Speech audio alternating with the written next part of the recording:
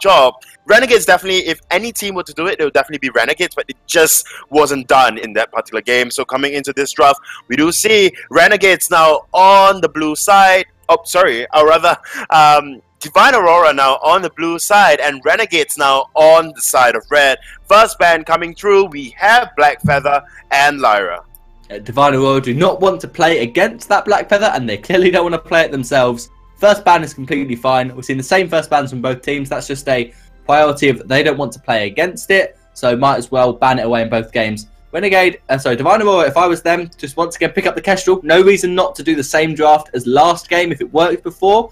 Why won't it work again? Obviously, you can't pick the Rhyme on A side expecting them to last pick Ozo, because they just won't. They'll pick something like a Sky, or maybe a Samuel or a Scarf, something with a lot of range against Rhyme as opposed to Ozo.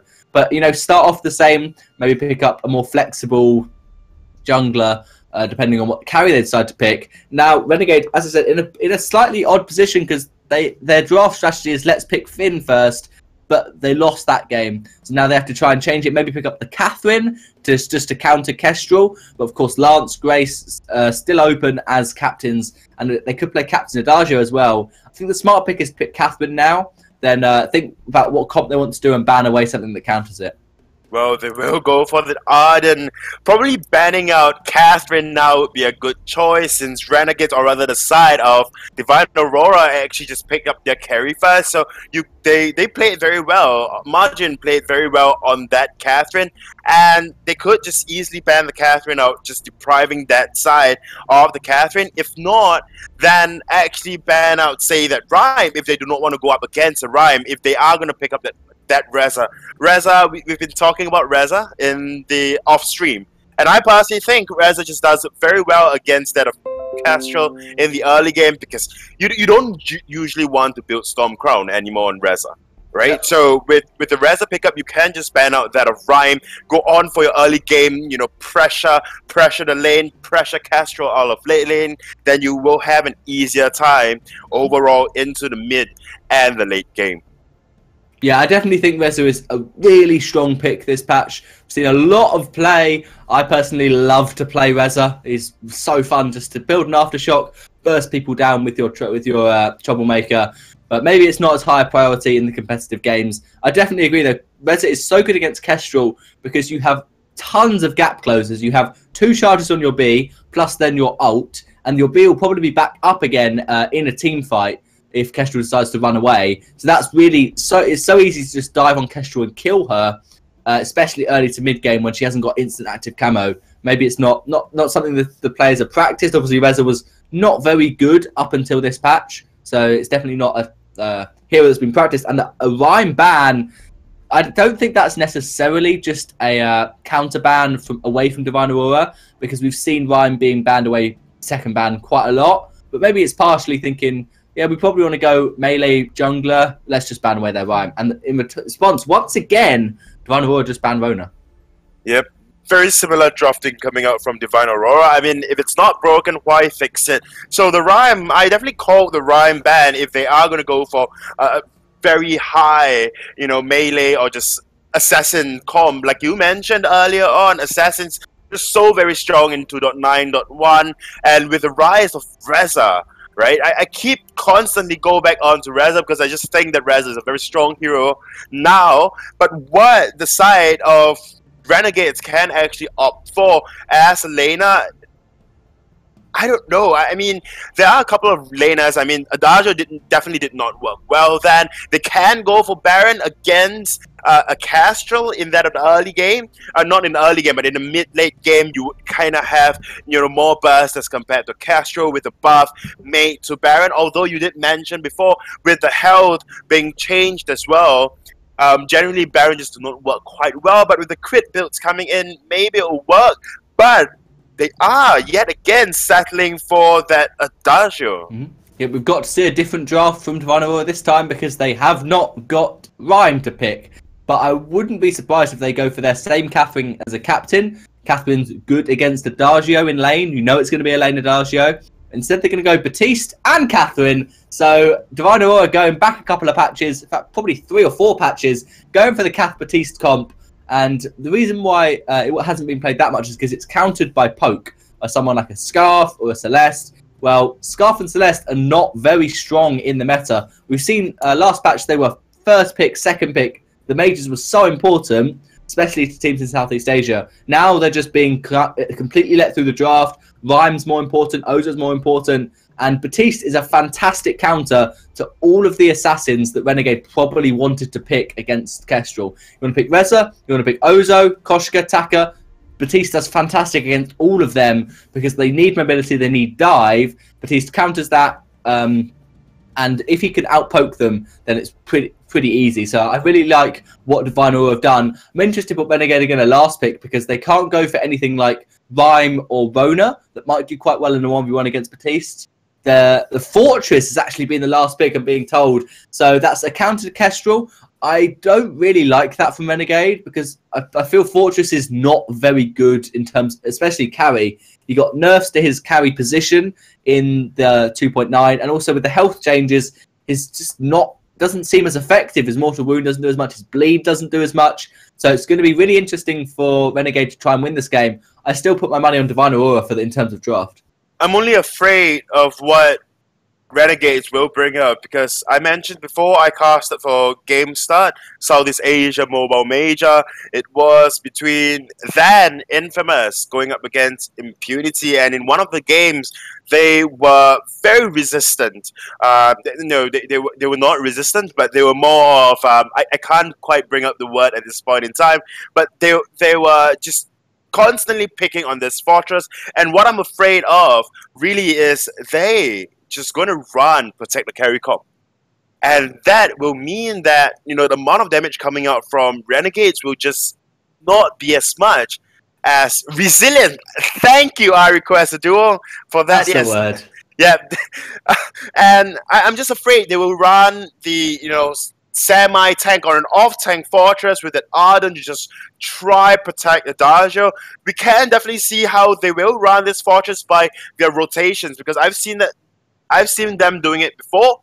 And what the Fortress generally will build would be that Aftershock into that Dragon's Eye or Spellfire, something along those lines. If not, then Aftershock, then just settle for a lot of defense items, which means we might just see two Fountains and two Crucibles coming out from the side of Renegades. And if that's the case, then I personally don't like it at all because it is just so difficult to play against play with that comp because Adagio just lacked the damage as compared to that of Kestrel. Yeah, I think that definitely could be the way to go. Shingy looks like he's going to get a Storm Crown on the Fortress, so Stormguard banner at least. But maybe not going for the full Storm Crown, maybe just going for Aftershock first, as you said. We've seen Divine Aurora haven't built an Aftershock, and they're not going to on Batiste, most likely. So despite what everyone else seems to think that Aftershock is one of the best items this patch, Divine Aurora is going for, no, we're just going to go with standard Shatterglasses and Kestrel, basically. They want to first pick Kestrel thinking it's that strong. Margin is not able. Spitfire actually secures the last hit on that Elder. Another good aggressive rotation from Divine Aurora.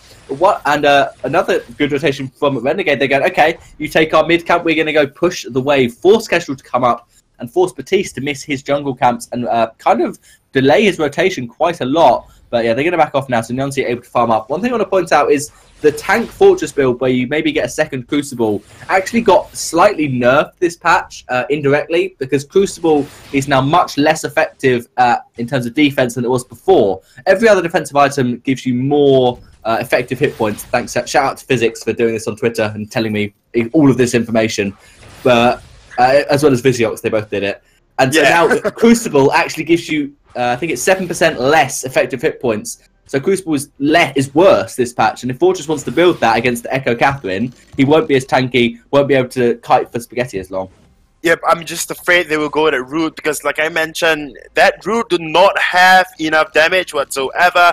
The damage is lacking in that particular route, and it just doesn't work as well anymore. But Renegades this time able to secure that Elder Treant away from Divine Aurora, although Divine Aurora just did try to steal. But looking over at CS from Nyanzi, we do see 18 CS. As for Spaghetti, clearing this wave out would probably give him, say, 15, 16 CS if he missed none of them, which I don't think he'll miss, and there you go, 17 CS. So overall CS wise it's kind of even, but Chingy versus Baptiste. Baptiste at 15 CS, and then we have Chingy at 10 CS. Chingy do not have the fastest clear, which means it will hinder the rotations coming out from Renegades into lane to try to put pressure. And this was what we were talking about. In order for your Adagio to kind of just run over your enemies in the early game, in the mid game, into the late game, you really need the consistent pressure coming up from the teams. If not, then yourself. But Adagio going pressure. Adagio could be in a bit of trouble here. There is the Ordained from Baptiste. Not going to be enough damage though. Spitfire just bursting down. And yeah, Nyonci's farming so well. So it's really trouble for Spaghetti to try and apply any kind of pressure. One thing I want to point out is Nyonci in both games picked up an energy battery on Kestrel. Noticed it in the first game and thought, okay, yeah, fair enough. He wants to work on his energy sustain. But generally on Kestrel, you tend to think if you need to buy an energy battery, you're not playing Kestrel properly, because you should keep your adrenaline stacks up and not need an energy battery. But Nyonci's just going, no, I need it. I need to keep this energy up. I want to be constantly able to Glimmer Shot, constantly able to active camo, and not worry about my adrenaline stack. So what do you think of that idea? Do you think it works, or maybe it's not great because he could have picked up a Soul Blade almost if he didn't buy the energy battery? Yep, true. I mean, we saw it in both games, and that is 300 gold that you will generally just toss away in the late game, in the mid game, late game, when you need to open up slots for your other items. But I mean, look at the aggression coming out from Nyonci on this Kestrel. It makes full sense. It makes total sense for the energy battery being picked up on her in the early part of the game, just so she can just put out so much more Glimmer Shots, have got more energies for gank and skirmishes. If it do happen, once again, we do see Divine Aurora pushing the wave into the turret and just applying so much poke onto all three members of Renegades. Yeah, trying to push this wave up, trying to stop that weapon Adagio from having any kind of early game power. Just making sure that he's forced to back off on the turret, maybe lose a couple of minions. Nyonci on 50 CS is farming like a beast this game. There's the Ordained. We put onto Shingy. Going to stick inside that though. Spitfire not doing that much work actually, only with the Heavy Prism and Crystal Bit for damage. Is going to be easily tanked up by Shingy with that tier 1 light shield. Now Nyonci going to be burned up by Adagio. Margin wants another stack. We'll get it. Vanguard to keep Spaghetti alive, away from any Glimmer Shots from Kestrel. Nyonci's going to farm up, port home, get himself a Soul Blade. Maybe rotate down to Jungle Shop. And Fortress, as you said, has such slow farm clear that he's forced to go back to the backs just to clear them out in time, whereas Baptiste and Kestrel are going to clear their backs almost instantly. Yep, and we see now Chingy just do not quite have the damage just yet. He wants to actually just complete that Aftershock first before he puts out any decent form of damage. And like you mentioned, Aftershock works very well because if you have high health, it bursts you down. If you have low health, it still bursts you down. So Aftershock definitely a good pickup for Chingy, but we do see that Stormcrown being completed first, and not the Aftershock, which we were just constantly harping and talking about. And I personally think Baptiste just do so well against Chingy on this Fortress. Once again, Merciless Pursuit goes in. Yeah, we see Divine Aurora once again being the aggressors with Catherine. You can't be aggressive with Arden until you have your Gauntlet. Blood for Blood just isn't a fight opening tool. Fortress can with his Truth for Tooth. He can go in, give you a speed boost, protect contact, use there's his attack at the back. From Fortress, that's definitely an engaged tool. Shingy going to jump through that Ordained. It does run out before Shingy actually jumps through it, and just a waste of the attack of the pack, really. Nice damage from Baptiste on Spaghetti. He'll heal himself up there with a Gift of Fire pretty soon. And that was really it. Attack of the pack on cooldown for 50 seconds. Everything is up for Divine Aurora, except from the blast hammer from Catherine, only 6 minutes in. Fearsome Shade is used. Spaghetti not going to be hit up by that, but is going to be hit by the Ordained Wall. Nyonci trying to seize this tier 1 turret, but unable to get the basic attack portion of the Glimmer Shot down. The triple scout trap there from Tesla Boy, bit OP. Now Divine Aurora's looking to just rotate through the jungle. I don't think they'll take the gold mine because they know Renegade will be there to try and contest it. Yep, and Chingy sitting at 33 CS as compared to Baptiste. So very good rotations coming out from it. Renegades actually to just deprive Spitfire on this Baptiste of farm. I mean, they are constantly forced to come back up into lane to try to siege his turret, if not try to put pressure against Spaghetti even before Chingy does. Chingy has now 35 CS as compared to Spitfire, although they are definitely doing better, the side of D.Va in with regards to the Gauntlet, standing out Kestrel, but gets the extra camo check down in time. Shingy, stunned up by the Ordained, stunned up by the active camo. Nice CC chain from And there's Spitfire doing a lot of damage on Shingy, but not too much. He hasn't got anything for a few seconds till he gets those Reap Soul Fragments back. And now Spitfire's ready for a bit of damage. Versus Judgment to try and clear the wave. It will do a little bit of damage, but not that much. There's the Blast Hammer coming down and the Fearsome Shade. Combo chain. Will this be a tilt on turret? Not quite. They're going to go in. Renegade wanted to go aggressive onto Spitfire. He's going to heal up a little bit. Nice damage on Shingy. One more Glimmer Shot will be enough. One shot, one kill is available. Is he going to try and sneak it? Yes, he will. It will hit Darsho, but there's a lovely Vanguard to keep Darsho alive. It does walk into the Ordain Wall, but it won't do enough damage to secure the kill. Now Divine Aurora will easily get this tier 1 turret. Spaghetti is not going to try and defend that by himself. Yep, and Divine Aurora now looking very similar to that of first game, definitely looking very, very strong coming into this game as well. And currently they are sitting at about 1,000 gold ahead of Renegades. Not a lot of gold, to be completely honest. 8 minutes in, we saw better coming out from Infamous, but now definitely Divine Aurora can go back into farming the jungle, which they've left open for so long. They've left, vacant for so long. They haven't quite returned to it yet. And, Renegades definitely still have got this, right? I constantly say that, and I know I sound like a broken record at this point in time, that I personally think that Renegades have got this. As long as Chingy completes that Aftershock, which he is about 7 gold, 2 gold away from it, and he will pick up the Aftershock right now, and this will grant him a burst of energy, a burst of damage. But would that burst actually be enough, Minimizer? It's another question altogether, because we see so much poke coming out from the side of Divine Aurora.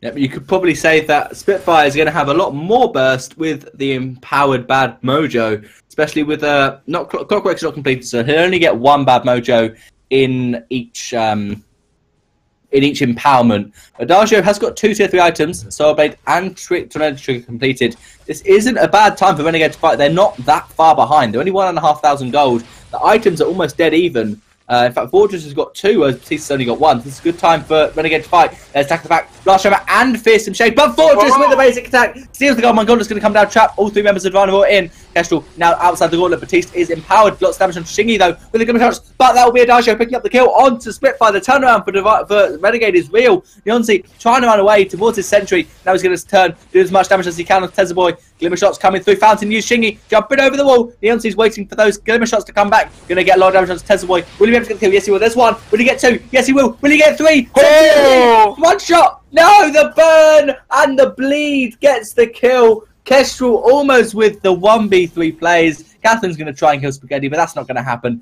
Spaghetti can probably turn around once the Storm God is down. No, he's not going to try. Catherine may be able to get this. Spaghetti will be able to pick up tier 2 boots and run away though, so he'll be fine. Margin's not going to chase, and what a game. The gold is now dead even after that fight. Yeah, that fight definitely changed it around, and as mentioned, Spitfire had a lot of opportunities to just go back to farm, but that wasn't the case. Too much pressure was placed in lane, too much emphasis was placed in lane, so much so that Spitfire just couldn't get his items on time. I mean, we are seeing him with 50 CS, as compared to Chingy, which we mentioned, just clears so very slow, but 49 close to 50 CS. So, I mean, the junglers itself, usually the CS count on junglers will just be, looked over. They're not as important as compared to the laners, because laners, what drives them really is the CS. But coming into this game, Divine Aurora would have a better lead if they have a better rotation. And that gold mine there, I would have to agree with you. That gold mine there definitely changed the game, changed the tide for the side of Renegades. Renegades have got the damage now. They have got a poke. They have got a dive as well. And thank God they are not actually settling for tag the carry comp. 1 shot, 1 kills comes out, but will be a little wide, missing Spaghetti by a hair.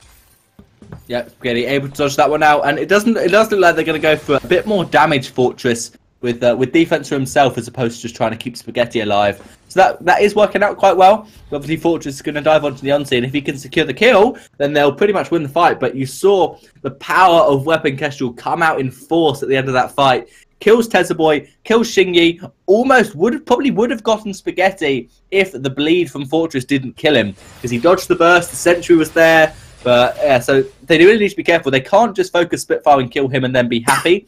They have to go on to Nyonsi, have to make sure that Nyonsi dies. Otherwise, it's going to be a pretty simple fight for Divine Aurora. And I think I've realised what what Neonsi's doing in these games, he's selling his healing flask to have space for this energy battery. Because I've been wondering how he manages to get the slots for energy battery, because you obviously have boots, you have healing flask, and then you need your items. But he just sells his healing flask much earlier than we see a lot of other people do. Adagio still got his in the lane, because Leontes thinks instead of the burst energy sustain, I'd rather have constant energy sustain. So that does make a bit of sense.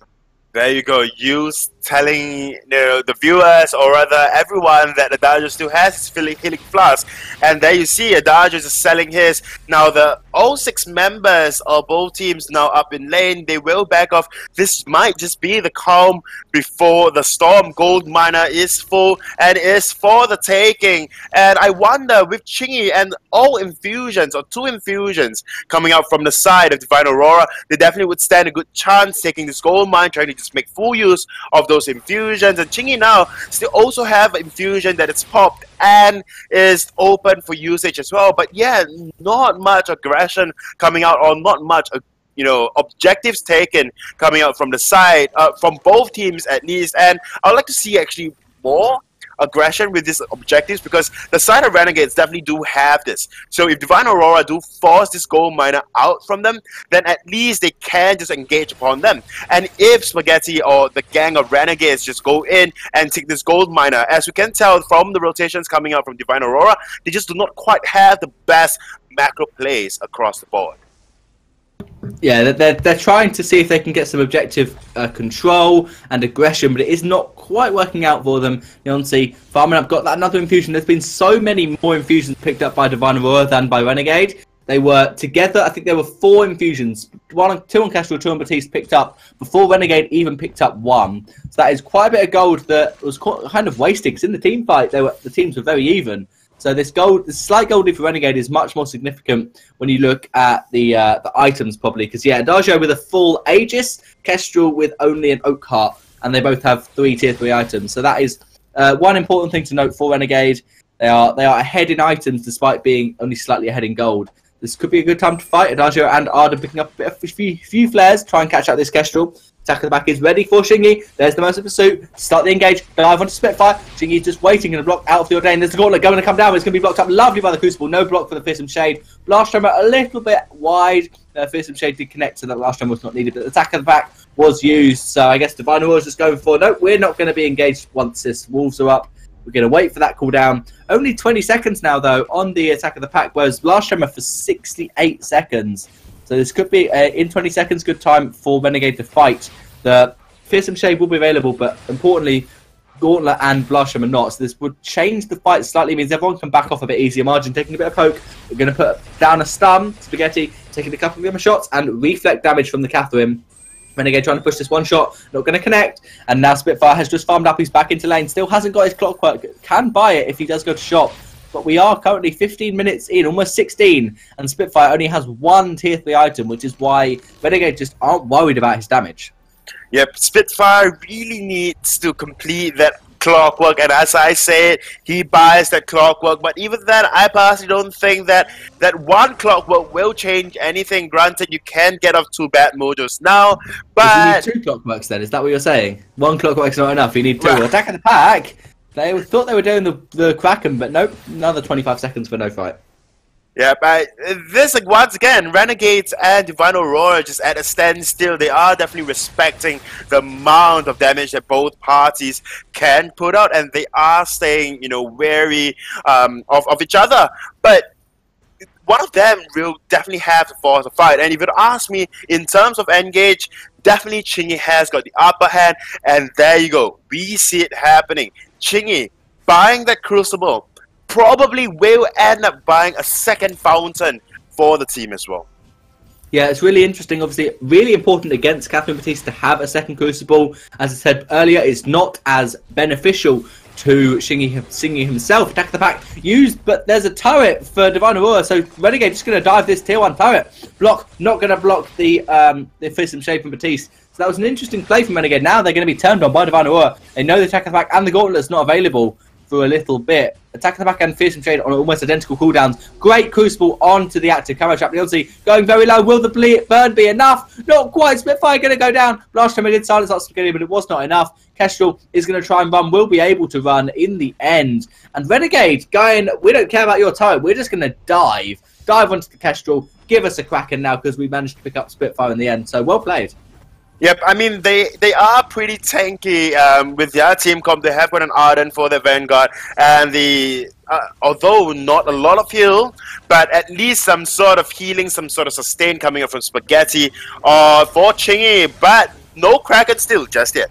They're going to try, but that's another block on the active Camo Trap by Shingy this time. Tezaboy did the first one, Shingy with the second, and Neonsea will be able to survive for now. Fortress does not want to. He does want to dive turret, but he's not going to. The Wolves did despawn, so he's not going to know where Kestrel went. So Spitfire and Neonsea are up to defend this Kraken, but Margin did die trying to defend it. Didn't use the Fountain on himself, so that's going to be up when he does respawn. This probably will be at least a 3-target Kraken push, but with the increased health of Kraken, we may even see more from Renegade. They could even push for the win with the fact that the old style 5 Kraken push. Let's see what's going to happen. Attack of the pack used, forcing them to back off. Spitfire going to block out the gauntlet. First gauntlet is down. No echo quite yet for Tezaboy. He can buy it, but hasn't bought it for this fight. So it looks like with the damage from Kestrel and Batiste, only going to be 3 targets off this Kraken, unless Renegade are going to go into fight now. Ordained is used, no longer available, and Renegade looking to try and poke this tier 3 turret down. No, he's going to go into Spitfire with a bit of dive from Fortress, and that will be tier 3 turret. That will be backing off. Renegade happy with 3 turrets for 1 Kraken. Definitely a worthwhile trade.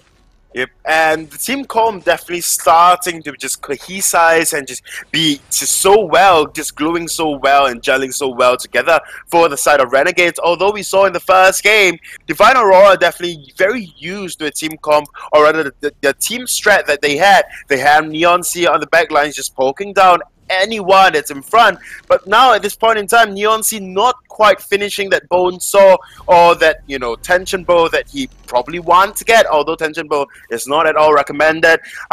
But Neonsea just do not quite have the damage anymore as compared to the first fight. So the walls of Renegades is just so thick, it is almost impossible to get onto Spaghetti. And thank God for Spaghetti, and thank God for the entirety of Renegades. They are not fighting in close, enclosed spaces anymore. Instead, they are picking their fights in lane, in, you know, where Jungle Shop is, where it's just more open, where Spaghetti can just drift around the fold and just put out basic damage. Whereas in the previous game itself, they were playing into the battle conditions, the win conditions of Divine Aurora. So a very good change in battling styles, but now Water is being used. Water's second echo is used, so Crucible's down from Gauntlet is back up for Tezaboy. And yeah, I agree with you. Divine Aurora now, it's like, okay, we're just going to stay in the jungle, stay in these close quarters where Kestrel shines, where Batiste shines, and Catherine will... Not as good, but yeah, Batiste and Kestrel really able to land their skill shots so much easier and on multiple targets in the jungle. But we've seen whichever team engages the fight probably wins. In both games, we saw Divine Aurora engage with their Catherine against Stargeo last game. Now we're seeing Fortress just dive in onto Divine Aurora. It doesn't matter if there's a tier 1 turret there, they're going to jump in, they're going to try and kill you. So it does seem like whichever team decides to be aggressive is likely to come out on top. The Neonsea, as you said, cannot pick up a Bone Saw, won't pick up a Tension Bow, I really hope. And Shingy still working towards that. Probably Fountain, maybe Aegis, but I don't really see the point. I think Fountain, I agree with you, would be much better. Because there's not going to be a mortal wound on anyone. Kestrel just doesn't pick up Poison Shiv, and it doesn't look like Margin or Spitfire is going to pick one up. So the double Fountain works just as well, as long as they don't tap it at the same time. That requires a little bit of coordination, but both teams are going to flow each other out. Gauntlet is back up. Echo not up for Arden yet, and Margin is nowhere near his own Echo. So a good time for Renegade to fight would be in about 40 seconds. Yep. And I mean, at this point in time, Renegades can just look for a fight. I mean, they have got so much more items. They have got so much damage in terms of items. And Chingy, as well, as you mentioned, whoever that jumps in first, whoever that finds a fight first, Jednu would come out on top. And the low cooldowns of Attack of the Pack is just allowing the entirety of Renegades, and with the mortal wound inflicted as well, just stunning, then just nerfing the healing coming out from the fountain of Majin as well. So Renegades, they can easily just find any team fight right now. It wouldn't quite go as wayward as, you know, maybe if the side of Divine Aurora would find a team fight, but definitely Renegade. You'll find a team fight. Margin out of position. His team ported home. He's the only one alive. And that's going to be the start of the engage. Fearsome Shake used on the Fortress. And he's going to take a lot of damage. Blast Hammer going to be blocked up. So will the Ordained. So Renegade forced back up. And there's Water from Divine Aurora. They want to go in as well.